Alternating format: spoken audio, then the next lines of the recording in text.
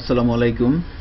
তালহাটিং এর পক্ষ থেকে আমি মোহাম্মদ হাবিবুর রহমান আপনাদের সকলকে স্বাগত জানাচ্ছি complete blog site using Laravel 5.4 এই ভিডিও টিউটোরিয়ালে।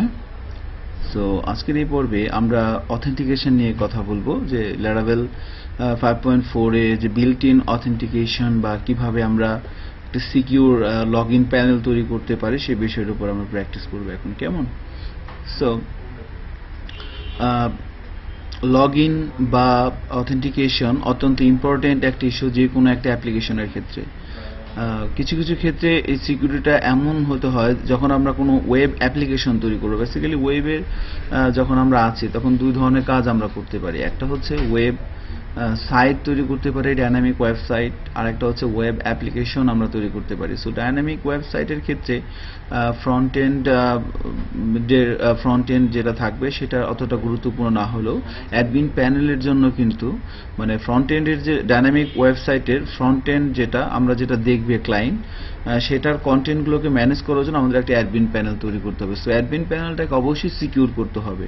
অথবা আমরা যদি ওয়েব অ্যাপ্লিকেশন তৈরি করি সেক্ষেত্রে অ্যাপ্লিকেশনটা পুরোটাই হবে কি পুরোটাই মধ্যে সিকিউরিটির একটা ইস্যু যেন কাজ করে, কেউ যার যতটুকুন অ্যাক্সেস সে ততটুকুন দেখবে।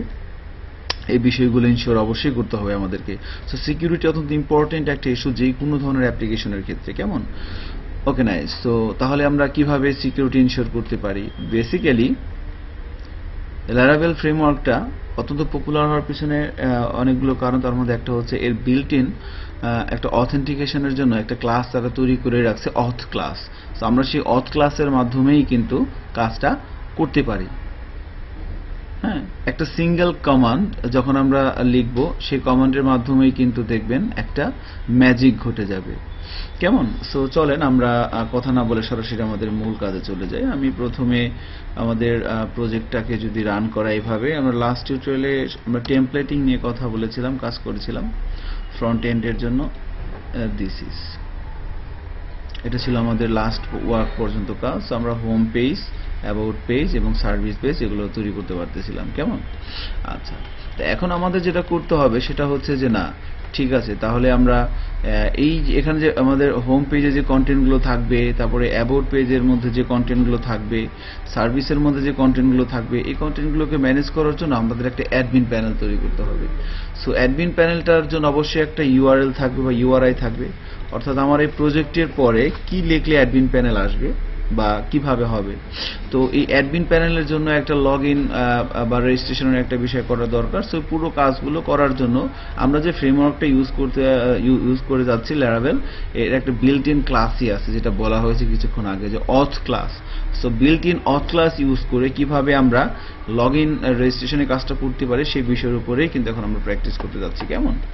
তো চলেন আমরা যেটা করতে হবে, আমরা আমাদের টার্মিনালটা ওপেন করে নিই। আমাদের প্রজেক্টটা হচ্ছে জ্যাম্পের মধ্যে, স্টেডক্সের মধ্যে ব্লক 54। সো এখানে এসে আমরা যদি শিফট চেপে ধরে মাউসের রাইট বাটন ক্লিক করি, এখানে দেখতে পাচ্ছি open command Windows from here. সেখানে ক্লিক করলাম, এভাবে আসলো। সো প্রথম দিকে হয়তো একটা ক্লাসে বলা, টিউটোরিয়ালে বলা হয়েছিল যে কোনো একটা কমান্ড লিখলে কতগুলো অ্যাভেলেবল কমান্ড আছে সেগুলো দেখা যায়। হ্যাঁ, কি যেন? PHP Artisan, yes. So PHP Artisan লিখে যদি আমি এন্টার দিই, দেখেন all available command will show here. PHP Artisan চলে আসছে।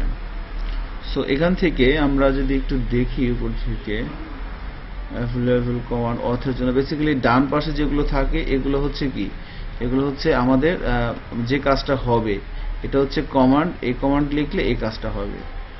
তো এখানে সম্ভবত অথ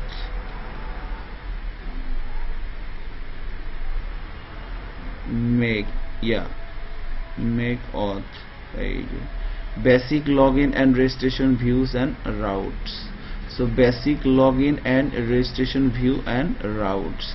সো আমরা যদি মেক অথ এই কমান্ডটা দেই তাহলে কিন্তু বেসিক লগইন এবং রেজিস্ট্রেশনের জন্য একটা ভিউ এবং রাউটস তৈরি হয়ে যাবে, অর্থাৎ অথ ক্লাসটা আমাদের কিন্তু অ্যাক্টিভেট হয়ে যাবে। একটা জিনিস খেয়াল করেন, কিছু কিছু জায়গায় পরিবর্তন আসবে। আমরা যদি আমাদের অ্যাপ্লিকেশনটা আমাদের নেটবিনসের থ্রুতে দেখি, এখানে একটু খেয়াল করবেন, এখানে দেখেন আমাদের অ্যাপসের মধ্যে HTTPর মধ্যে কন্ট্রোলারের মধ্যে এখানে দেখতে পাচ্ছি অথ নামের একটা ফোল্ডার আছে, এর মধ্যে কিছু ফাইল আছে, এগুলো নিয়ে আমরা পরবর্তীতে কাজ করব। কন্ট্রোলারের মধ্যে দুটো কন্ট্রোলার আছে, একটা হচ্ছে কন্ট্রোলার ডট পিএসপি, একটা হচ্ছে hello controller.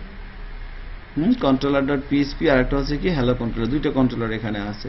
Controller dot PSP এটা হচ্ছে আমার মাদার কন্ট্রোলার ফ্রেমওয়ার্কের। এরপরে আমরা যদি রিসোর্সের মধ্যে ভিউসের মধ্যে যাই, এখানে দেখতে পাচ্ছি ভিউসের মধ্যে ফ্রন্ট এন্ড নামের একটা ফোল্ডার আছে, এর মধ্যে অ্যাবাউট, হোম, লেআউট, সার্ভিসের 4টা ফোল্ডার এবং এগুলোর মধ্যে কিছু ফাইল আছে। আর ভিউ ছাড়া, ভিউয়ের মধ্যে ফ্রন্ট এন্ড ছাড়া আর দুইটা ফাইল আছে, একটা হচ্ছে home dot blade dot PSP আর একটা হচ্ছে welcome dot blade dot PSP, এই দুটো ফাইল আছে। এটা হচ্ছে ভিউয়ের অবস্থা। আর আমরা যদি আমাদের রাউটসের মধ্যে যাই, এখানে দেখতে পাচ্ছি 4টা ফাইল আছে রাউটসের মধ্যে, এপিআই, চ্যানেল, কনসোল এবং web dot PSP. Web dot পিএসপির মধ্যে যদি যাই, এখানে দেখেন এখানে কিছু বিষয় কমেন্টস করা আছে এবং নিচের দিকে এখানে 3টা রাউটস আছে। রাউটস গেট, এটা হচ্ছে বেস পাথ, বেস পাথের পরে অ্যাবাউট, বেস পাথের পরে সার্ভিস, এই বিষয়গুলো এখানে দেওয়া আছে। ওকে, সো আমাদের তাহলে চলেন এবার আমরা কমান্ডটা এখানে দিয়ে দিই। তো কি লিখতে হবে? PSP artisan make auth. So আমরা এখানে সেভাবে বলতে যাচ্ছি পিএসপি আর্টিজান মেক অথ। খেয়াল করবেন আমি যখন এই কমান্ডটা চালিয়ে দিব কিছু একটা পরিবর্তন কিন্তু আশা করি আল্লাহর রহমতে হবে। So PSP artisan make auth, enter দিচ্ছি।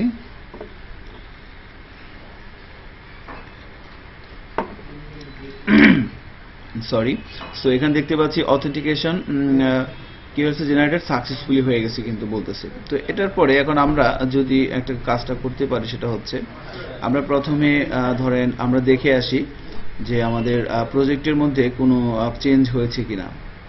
জাস্ট একটা কমান্ড দেওয়াতে কিন্তু দেখেন আমাদের প্রজেক্টে কিছু কিছু বিষয় কিন্তু চেঞ্জ হয়ে গেছে। যেমন মনে করেন আমি অ্যাপ এসটিটিপি এরপরে কন্ট্রোলারের মধ্যে যখন যাব, খেয়াল করে দেখেন যেখানে নতুন কিছু আসছে কিনা। এখানে ছিল আগে দুইটা, একটা হচ্ছে কন্ট্রোলার, একটা ছিল হ্যালো। এখানে কি চলে আসছে? Home controller. এটা কিন্তু আগে ছিল না এবং এখানে কিছু বিষয় আছে, আমরা সবগুলো বলবো যে কোনটার মানে কি। এরপরে দেখেন কন্ট্রোলারের পরে এবার যদি আমরা রিসোর্সের মধ্যে যাই, ভিউসের মধ্যে যাই, এখানে দেখেন অথ নামের একটা ফোল্ডার চলে, আর দুইটা ফোল্ডার, একটা ফোল্ডার ছিল ফ্রন্ট এন্ড আর দুইটা ফাইল ছিল। এখানে কিন্তু অতিরিক্ত দুইটা ফোল্ডার চলে, একটা হচ্ছে অথ আর একটা হচ্ছে লেআউটস। সো অথের মধ্যে যদি যান, অথের মধ্যে দেখবেন এখানে পাসওয়ার্ড এবং লগ ইন এবং রেজিস্টার দুটো দেখছেন। পাসওয়ার্ডের মধ্যে আবার ইমেল এবং রিসেট ব্লেড কিছু ফাইল আছে, ব্লেড ফাইল। আর লেআউটসের মধ্যে দেখতে পাচ্ছি app dot blade dot PSP নামে একটা ফাইল আছে। ওকে, সো এগুলো এভাবে বিষয়গুলো দেখা যাচ্ছে। সেক্ষেত্রে আমরা যদি আরেকটা কাজ করি যে রাউটসে যদি যাই, রাউটসে গিয়ে ওয়েব ডট পিএসপিতে যদি যাই, নিচের দিকে আসি, খেয়াল করেন এখানে তো আমার 3টা রাউট ছিল, বাট নিচের দিকে দেখেন আরো কিন্তু 2টা রাউট আমরা দেখতে পাচ্ছি। একটা হচ্ছে অথ স্কোপ রাউটস, আর একটা হচ্ছে route scope get home controller index. So basically এই দুইটা কমান্ডেই কিন্তু, এই একটা কমান্ডের simple PSP artisan make auth, এই একটা কমান্ডেই কিন্তু আমাদের অথেন্টিকেশনের ম্যাক্সিমাম কাজটাই কিন্তু আলহামদুলিল্লাহ কমপ্লিট।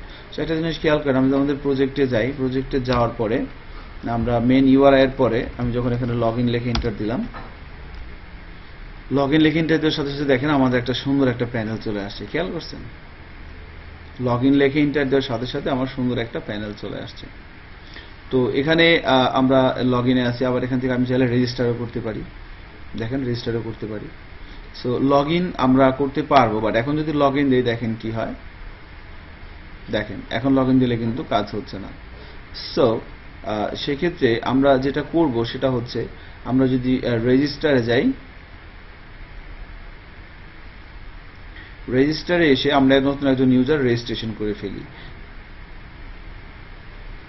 বাট এখানে একটা বিষয় লক্ষণীয় যে আমরা যে প্রজেক্টে কাজ করতেছিলাম, আমাদের এই প্রজেক্টের সাথে কি ডেটাবেজ ইনক্লুড করা হয়েছে আমাদের? খেয়াল করেন আমরা কিন্তু আমাদের প্রজেক্টের সাথে ডেটাবেজ ইনক্লুড করা হয়নি। সো একটা কাজ করি, আমরা যদি আমাদের প্রজেক্টের মধ্যে যাই, খেয়াল করেন ফোল্ডারের থ্রুতে এখানে ডট ইএনভি নামের একটা ফাইল আছে। বেসিক্যালি এই ফাইলটার মধ্যে আমরা ডেটাবেজের কাজগুলো করব, ডট ইএনভি। সো চলেন আমরা আমাদের এই প্রজেক্টটাকে ডেটাবেজ সার্ভারে, কোনো একটা ডেটাবেজ সার্ভারের সাথে কানেক্টেড করে ফেলি। সো আমি একটা ট্যাবে লোকাল হোস্ট, এরপর এখানে লিখে দিচ্ছি, না লোকাল হোস্টের পরে লিখব পিএসপি মাই অ্যাডমিন। পিএসপি মাই অ্যাডমিন লিখে যখন এন্টার দিলাম, খেয়াল করবেন এখানে ডেটাবেস সার্ভার উইজারটা চলে আসছে। এখান থেকে আমরা একটা ডেটাবেস তৈরি করব। ডেটাবেসের নাম দিচ্ছি আমরা db_blog 54 db underscore block 54 চলে আসছে। সো এই ডেটাবেজের নামটা আমরা এবার নিয়ে কাজ করব। সো আমাদের প্রজেক্টে আসতে হবে, .env ফাইলটা ওপেন করবেন, প্রজেক্টের মধ্যে এসে .env ফাইলটা ওপেন করে নিলাম। এখান থেকে দেখেন এই যে ডেটাবেজ নেমটা এখানে বেশ কিছু কনফিগারেশনাল ইস্যু আছে। সো প্রথম যে ইস্যুটা সেটা আমাদের ডেটাবেজ নিয়ে কাজ করতেছি। সো ডেটাবেজ নেম যেটা দিয়ে আসলাম সেটা, ইউজার নেম আমাদের যে লোকাল সার্ভার সেটার জন্য ইউজার নেম হচ্ছে রুট, আর কোনো পাসওয়ার্ড নেই। ওকে, আমি সেভ করলাম, কেটে দিলাম। সো নাও এই ছোট্ট একটা কনফিগারেশন ফাইলের মাধ্যমে কিন্তু আমাদের এই প্রজেক্টটা, পুরো ল্যারাবেল প্রজেক্টটা কিন্তু ডেটাবেস সার্ভারের সাথে কানেক্টেড হয়ে গেছে। এবং এখানে একটা মজার জিনিস খেয়াল করেন যে আমরা যদি প্রজেক্টে যাই, আমাদের এখানে কিন্তু এখন পর্যন্ত কোনো টেবিল নেই। আমাদের যে প্রজেক্ট আছে এখন পর্যন্ত কোনো টেবিল নেই। সো টেবিল অ্যাকচুয়ালি আমি যেখানে রেজিস্ট্রেশন করব, রেজিস্ট্রেশন করার পরে এটা ইনফরমেশনগুলো সেভ হবে না কোনো একটা জায়গায়। তো সেভ হওয়ার কিন্তু কোনো ব্যবস্থা এখন পর্যন্ত নেই। সো আমাকে কী করতে হবে, একটা জিনিস খেয়াল করেন, আমাদের যেটা করতে হবে, আমাদের এখানে ডেটাবেস নামের একটা ফোল্ডার আছে, খেয়াল করেন প্রজেক্টের মধ্যে। ডেটাবেসের মধ্যে আমরা এখানে দেখেন তিনটা ফোল্ডার দেখতে পাচ্ছেন, ফ্যাক্টরিজ, মাইগ্রেশন এবং সিড। সো ফ্যাক্টরিজ এবং মাইগ্রেশনের কিছু উপকারিতা আমরা দেখব পরবর্তীতে, আপাতত আমরা মাইগ্রেশন নিয়ে কাজ করব। সো বেসিক্যালি যখন কোনো একজন ইউজার তার ইমেল অ্যাড্রেস এবং পাসওয়ার্ড দিয়ে লগ ইন করবে, যখন সে লগ ইন করবে, আমরা অবশ্যই জানি যে যখনই একজন ইউজার লগ ইন করবে সিস্টেমে তার ইনফরমেশন অবশ্যই থাকতে হবে। তো তার ইনফরমেশন আগে তৈরি করতে হবে। সো তৈরি করার জন্য আমার কিন্তু দেখেন রেজিস্টার একটা ইউআরআই কিন্তু এখানে আছে, এভাবে দেখাচ্ছে। তার মানে আমার এই ইনফরমেশনগুলো ডেটাবেজে সেভ করার জন্য আমাকে এবার একটা টেবিল তৈরি করতে হবে এখানে, তাই না? হ্যাঁ। সো টেবিল তৈরি করার জন্য খেয়াল করেন, আমরা নর্মালি যেভাবে কাজ করি, এখানে টেবিলের নাম কতগুলো কলাম হবে সেগুলো দিয়ে আমরা কলামের নাম দিয়ে ম্যানুয়ালি টেবিল তৈরি করতে পারি।